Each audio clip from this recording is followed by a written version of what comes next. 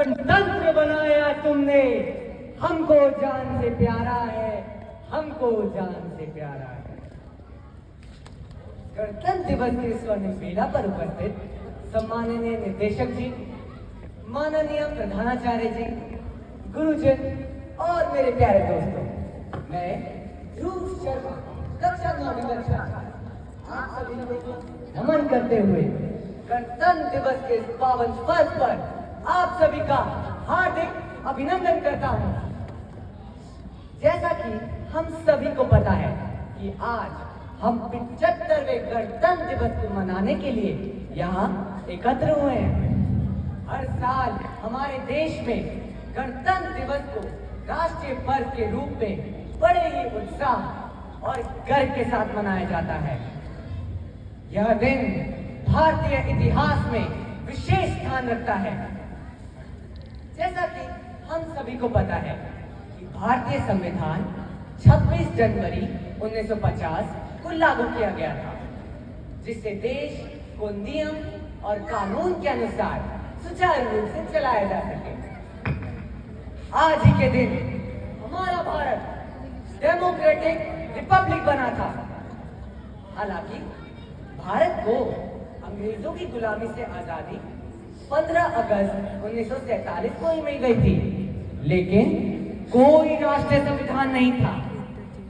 काफी विचार विमर्श के बाद डॉक्टर राजेंद्र प्रसाद जी की अध्यक्षता में एक संविधान समिति का गठन किया गया, जिसका कार्य भारतीय संविधान को तैयार करना था। हमारा संविधान 2 भाषाओं में लिखित है, हिंदी और अंग्रेजी, जिसे बनने में 2 वर्ष 11 महीने और 18 दिन का समय लगा था। इस संविधान समिति ने जो संविधान तैयार किया, उसे संविधान सभा द्वारा 26 नवंबर 1949 को ही स्वीकृति मिल गई थी, लेकिन 2 महीने बाद 26 जनवरी 1950 को इसे लागू किया गया, क्योंकि पूर्व में 26 जनवरी 1930 को पूर्ण स्वराज का प्रस्ताव पारित कर इस दिन को पूर्ण स्वराज दिवस के रूप में मनाने का संकल्प लिया गया।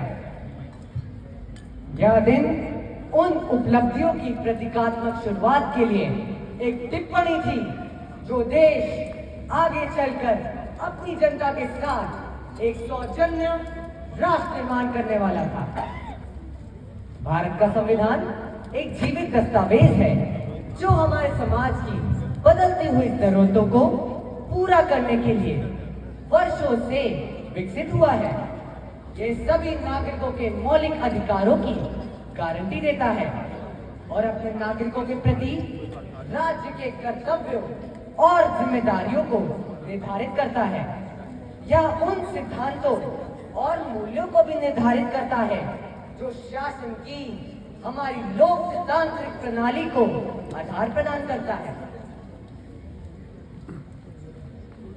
भारत ने पिछले 74 वर्षों में कई क्षेत्रों में उल्लेखनीय प्रगति की है और हमें अपनी इन प्रगतियों पर गर्व भी है। हमने शिक्षा, स्वास्थ्य सेवा, विज्ञान और प्रौद्योगिकी, बुनियादी ढांचे और आर्थिक विकास में महत्वपूर्ण प्रगति की है। आज भारत दुनिया के कुछ शीर्ष विश्वविद्यालयों, अनुसंधान संस्थानों और नई विकसित कंपनियों का घर है और हमें आईटी, फार्मास्यूटिकल्स और नवीकरणीय ऊर्जा सहित कई क्षेत्रों में अग्रणीय है।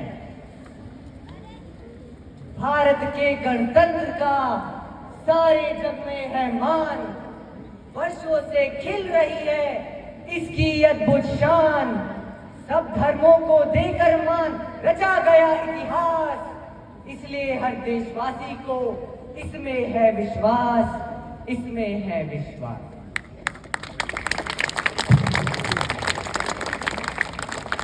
हालांकि हम कई चुनौतियों का भी सामना कर रहे हैं, जैसे गरीबी, असमानता और सामाजिक अन्याय हमारे समाज को लगातार त्रस्त कर रहे हैं और हमें इन मुद्दों के समाधान के लिए अपने प्रयासों को 2 गुना करना चाहिए।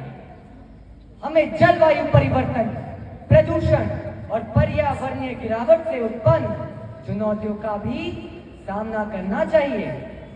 इन चुनौतियों का समाधान करने के लिए हमें एक साथ काम करने और एक समग्र दृष्टिकोण अपनाने की जरूरत है। याद रखें कि हमारे राष्ट्र की ताकत इसकी विविधता और एकता में निहित है। हम कई संस्कृतियों, भाषाओं और धर्मों से मिलकर बना देश हैं। हम लोकतंत्र, समानता और न्याय के अपने सामान्य मूल्यों से एकजुट हैं। हमें हमेशा अधिक समावेशी और सामंजस्यपूर्ण समाज बनने का प्रयास करना चाहिए, जहां हर किसी के साथ सम्मान और सम्मान के साथ व्यवहार किया जाता हो, भले ही उनकी पृष्ठभूमि या विश्वास कुछ भी हो।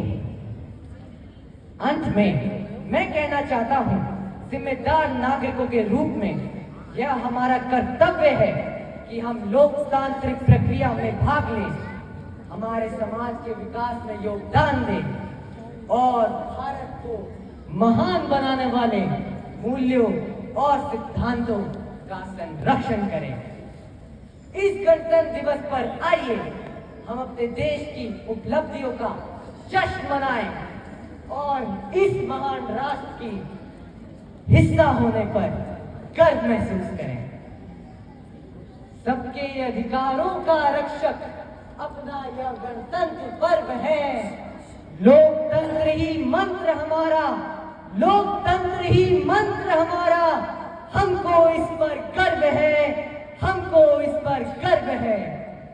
एक जय घोष के साथ मैं अपनी वाणी को विराम देना चाहता हूं, तो बोलिए मेरे साथ, भारत माता की जय। भारत